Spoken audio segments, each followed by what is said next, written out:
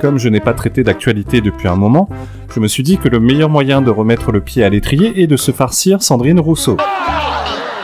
On est d'accord, c'est à prendre au sens figuré.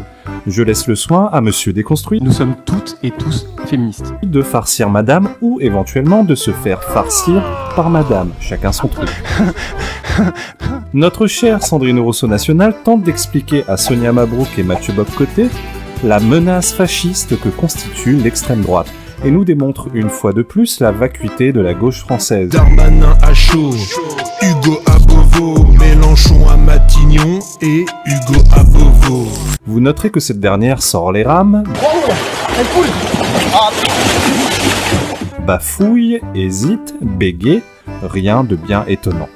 Une fois la liste des anathèmes et des slogans habituels déroulée, le gauchiste se retrouve toujours désemparé car très vite à court d'arguments. Il a un discours sur notamment les étrangers qui est raciste. Il a un discours sur les étrangers qui est raciste. Mais et quel discours? Quel racisme? Il faudrait savoir, on parle de quoi exactement? On parle de race ou de nationalité? Où est le rapport entre la race et ce qui est étranger? Pour moi, le fascisme porte sur une idéologie selon laquelle nous serions supérieurs aux autres et selon laquelle notre nation vaudrait plus que toutes les autres nations. Déjà, il s'agit pas de ce qu'elle pense. On s'en fout de ce qu'elle pense. Les mots et les concepts ont un sens et une réalité. Ce qu'on lui demande en tant que personnage politique, c'est une analyse factuelle, pas des opinions fantaisistes sorties de je ne sais où. Ça veut dire quoi, se sentir supérieur aux autres? Ça veut dire quoi, selon laquelle notre nation serait supérieure aux autres? Où est le putain de rapport avec le fascisme? Toutes les principales puissances économiques du monde se sentent supérieures aux autres. On vit dans une saucisse galactique. Les États-Unis se sentent supérieurs à tout le monde.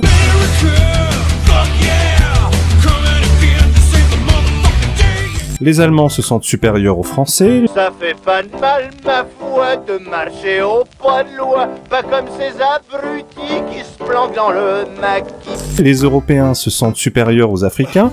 Les Marocains se sentent supérieurs aux Algériens.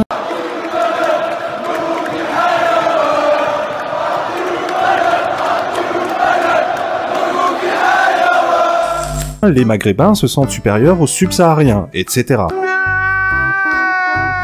Je veux dire, la planète c'est comme le monde de l'entreprise. Tout le monde est en concurrence avec tout le monde, et tout le monde considère ou a considéré à un moment de son histoire son pays ou sa civilisation supérieure à d'autres. Après, il y a une différence entre se sentir supérieur aux autres et vouloir défoncer tout le monde.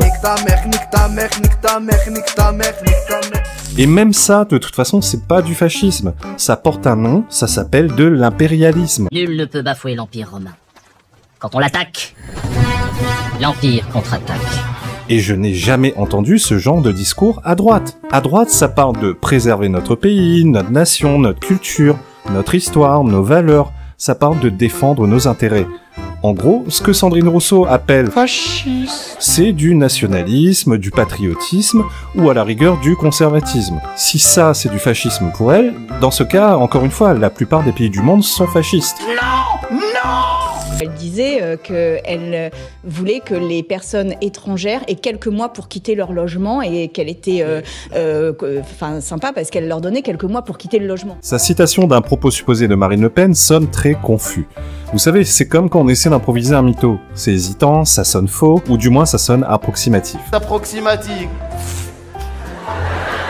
Ou alors peut-être qu'elle fait référence au fait que celle qu'ils appellent l'extrême droite a tendance à tenir le discours qui consiste à affirmer qu'un étranger en France ne peut pas bénéficier des mêmes droits qu'un citoyen français dans son pays. C'est logique. C'est d'ailleurs ce que je pense. Pour moi, c'est juste une putain d'évidence. Si tout se vaut moralement et légalement, alors la notion même de pays n'a plus aucune raison d'être. Qu'on soit bien d'accord, elle est libre de penser qu'on ne doit pas faire la différence entre un citoyen français et un étranger, mais là encore, si faire cette différence c'est fasciste pour elle, dans ce cas-là encore, ça veut dire qu'il y a un sacré paquet de pays fascistes dans le monde. Quelques exemples.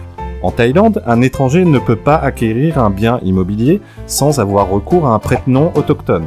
Autre chose, les prix de bon nombre de choses sont différents pour les Thaïlandais et pour les étrangers. J'y étais récemment et je devais faire un test PCR pour pouvoir rentrer en France. Eh bien, le tarif pour un Thaïlandais, c'était 20 €, le tarif pour un étranger, c'était 150 €. Et là, je vous parle du prix officiel, hein, ça se fait pas n'importe où là-bas. Alors j'ai eu du bol, les règles françaises ont changé quelques jours avant mon retour, donc j'ai pas eu à payer. Great success! Donc, est-ce que Sardine considère que la Thaïlande est un pays fasciste? Non, je ne crois pas, non. Autre exemple, aux États-Unis, pour pouvoir s'acheter une arme à feu, il faut avoir un titre de résident permanent. Est-ce que les États-Unis sont un pays fasciste? Very important thing I told my daughter and granddaughters, no serious guys in your 30s. Des exemples comme ceux-là, je pourrais en trouver des tonnes. Pour vous, elle appartient à la même catégorie, par exemple, que Benito Mussolini. C'est le même univers, Marine Le Pen, Mussolini. Bah, c'est la même culture politique. Aujourd'hui, donc, elle conteste selon vous les élections, la démocratie. En tous les cas, c'est la même culture politique et c'est la même. Les électeurs aussi. C'est les mêmes racines politiques. Là, c'est le pompon sur la Garonne. C'est le pompon sur la Garonne. Mathieu Boccoté, il est un peu sarcastique, il lui dit donc Marine Le Pen conteste les élections, la démocratie. La réponse de Sandrine Rousseau est fantastique. Elle sait très bien que c'est pas le cas. Le RN ne conteste pas les élections, ils sont très démocratiques, ils sont très dans les rangs, quoi. Elle répond tout simplement c'est la même culture politique, c'est la même base. Voilà. On n'aura pas mieux. C'est pas pareil, mais on s'en fout, c'est quand même pareil. Voilà, elle se donnera pas la peine de développer, démerdez-vous avec ça. En gros, dans le monde merveilleux de la gauche, l'extrême droite française, c'est pas raciste, mais c'est raciste quand même. C'est parfaitement républicain, mais c'est fasciste. Allez. Le patriotisme, bon allez, c'est fasciste aussi, voilà. Bref, Sandrine Rousseau prouve une nouvelle fois qu'elle n'est pas le pingouin le plus affûté du tiroir.